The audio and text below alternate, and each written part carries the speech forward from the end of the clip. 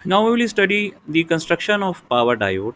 और इससे पहले कि हम पावर डायोड की जो है कंस्ट्रक्शन स्टार्ट करें, तो हम देखेंगे कि हमारी रिक्वायरमेंट्स क्या हैं एंड इस डिवाइस के पॉइंट ऑफ व्यू से व्हाट आर आवर रिक्वायरमेंट्स। और ये रिक्वायरमेंट्स जो होंगी ना, ये आप समझेंगे ये कॉमन ही होंगी तमाम डिवाइसेस के लिए। यही नहीं कि आप सिर्फ पावर डायोड के लिए पढ़ लें, फिर बीजेडी के लिए अलग होंगी या और डिवाइस के लिए अलग होंगी। नहीं, they will be the same for all of the devices that you will be studying. हम चाहते हैं कि so power diodes of largest power rating are required to conduct several kilo amps of current in forward direction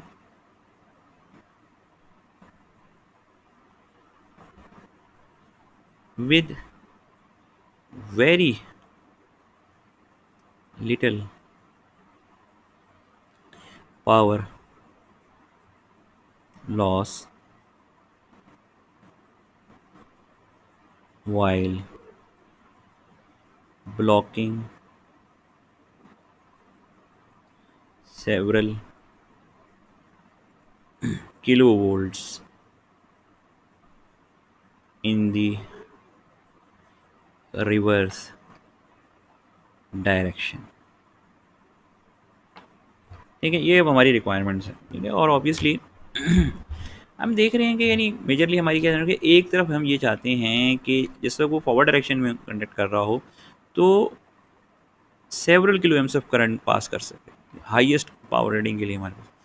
और जब वो reverse direction में हो, तो वो ब्लॉकिंग कर सके सेवरल किलो वोल्ट्स की इन द रिवर्स डायरेक्शन। ये बड़ा है। और आपको पता है डायोड क्या है? डायोड तो सिर्फ जो बेसिकली सारे डायोड्स हैं वो तो सिर्फ दो रीजन्स पे मुश्तमिल होते हैं, यानी दो आपके पास मटेरियल्स होते हैं, एन टाइप और पी टाइप, और दे आर कनेक्टेड टुगेदर। और आपने करंट थ्रू सब उसी में पास करना है, वोल्टेज है तो वो उसी पे पास करनी है। तो सिमिलर रीजन्स, यानी जो दो इस तरह का जो रीजन है, ऐसी डिवाइस है आपके पास, उस पर हम ये कैसे करेंगे? यानी हमारे पास जो डिवाइस है, हम जैसे हम अक्सर बात करते हैं, तो डिवाइस का जो सिंबल है वो सिर्फ ये है, that's it, anode and cathode. So the current will be flowing through it, through the whole device. और जो वोल्टेज है वो भी पूरी पूरी इस पे जो है पूरी इसके ऊपर अप्लाई हो जाएगी। अब आप इस किस तरीके से डिवाइस डिज़ाइन करें कि ये इस तरीके से पॉसिबल, ये these two are basically contradictory requirements.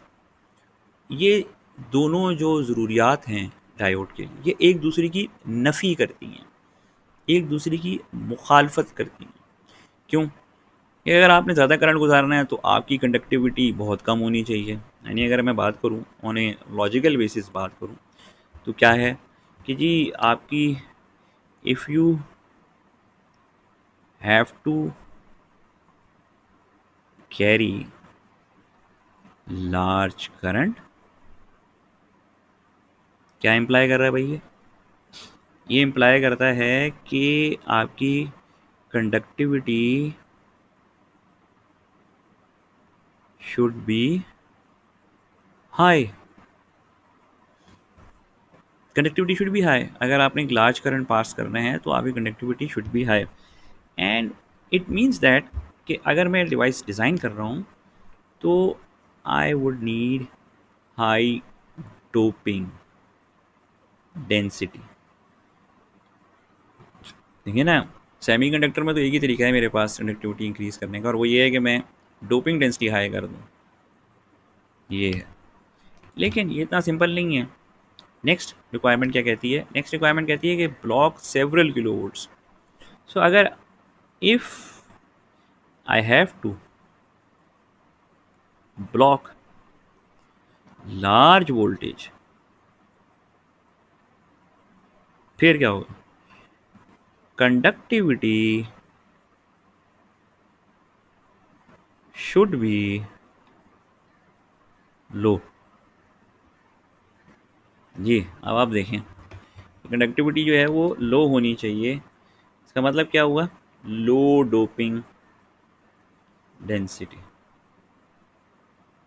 Device मेरे पास एक ही है, एक रिक्वायरमेंट ये कहती है कि डोपिंग डेंसिटी हाई हो और एक ये कहती है कि डोपिंग डेंसिटी लो हो। तो ये जो रिक्वायरमेंट्स हैं they are in opposition with each other और दे आर कंट्रडिक्टरी। ये एक दूसरे को निगेट कर रही हैं। सो हाउ वी बेसिकली को tackle it, that is the important thing. कैसे हम इसको टैकल कर सकते हैं?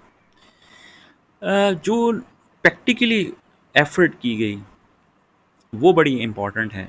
जो पावर डायोड को बनाने के लिए प्रैक्टिकली एफर्ट की गई, what we they did basically, let us basically come to this thing कि जी इसका सोल्यूशन क्या फाइंड आउट किया गया। सोल्यूशन टू दिस, अब ये प्रॉब्लम हमारे पास अराइज कर गई है तो उसका सोल्यूशन क्या है? These two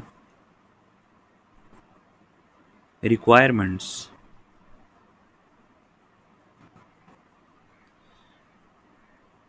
can be satisfied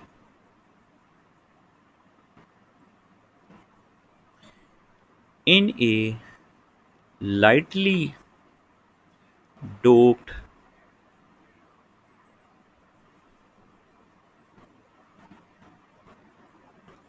low drift layer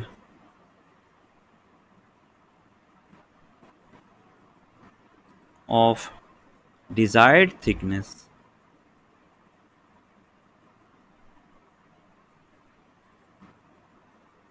introduced between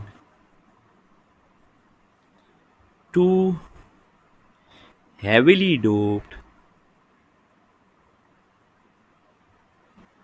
P and N layers। चलिए, अब ये सोल्यूशन क्या है, ज़रा सा आप इस तरफ भी ध्यान जाना चाहिए। तो देखिए, नॉर्मली जो हमारे पास डायोड होता है वो दो लेयर्स पे बना होता है। एक आपके पास पी लेयर होती है और एक आपके पास एन टाइप की लेयर होती है। This is normal diode. लेकिन जो सोल्यूशन प्रपोज हुआ उसने ये कहा कि आप इसको दो लेयर्स का ना बनाएं, बल्कि आप इसको तीन लेयर्स का कर दें। ये तो हैवीली डोप पी और एन इधर हो जाएंगे आपके, ठीक है, हैवीली डोप, ये प्लस साइन लगा देते हैं हैवीली डोप के लिए, और बीच में हम एक lightly dope N minus region रखें। इसका नाम उन्होंने दिया ड्रिफ्ट लेयर, ठीक है। और ये लाइटली डोप्ड होगा, it will be lightly doped. आपका फ़ौरन से जवाब आएगा, भाई हमने तो ऊपर ही पढ़ा है कि अगर लाइट डोपिंग होगी तो कंडक्टिविटी लो हो जाएगी। तो इसका मतलब ये है कि जब इस डिवाइस को आप चलाएंगे फॉरवर्ड में तो फिर तो इस पर ह्यूज लॉसेस होंगे। Now designers try to tackle with this thing with a very important technique that is called the conductivity modulation. They did the conductivity modulation of this region. Conductivity modulation क्या करती है कि जब आप ये जो reason है, यही वाला रीजन जो है, when it is reverse bias, तो ये इसकी जो लाइटली डोपिंग है ना वो हाई वोल्टेज को ब्लॉक कर देती है। इट हेल्प्स करती है कि जी इसकी वोल्टेज। लेकिन जब इस डिवाइस को फॉरवर्ड बाइस किया जाता है तो somehow by certain technique, this is called the conductivity modulation, इसकी जो फॉरवर्ड रेजिस्टेंस है उसको कम कर लिया जाता है, एंड एज ए रिज़ल्ट इस डिवाइस के ऊपर जो ड्रॉप है वो कम हो जाता है। तो इस सोल्यूशन की मदद से जो हमारी ये कंट्रोडिक्टरी रिक्वायरमेंट्स थी, कंट्रोडिक्टरी नेचर की requirements, I mean contradictory nature की जो रिक्वायरमेंट्स थी वो सेटल हो जाती, कंट्रोडिक्टरी नेचर की जो रिक्वायरमेंट्स थी वो सेटल हो जाती हैं और आपकी डिवाइस जो है वो एक प्रैक्टिकल पावर डायोड बन जाती है। तो इन चीज़ों को आपने मद्देनज़र रखना है ड्यूरिंग दी स्टडी। और अभी इस this is will be the serve as a introduction to the power diode, and we will continue our discussion and further see how these requirements will eventually result into the actual design of the power diode. Thank you.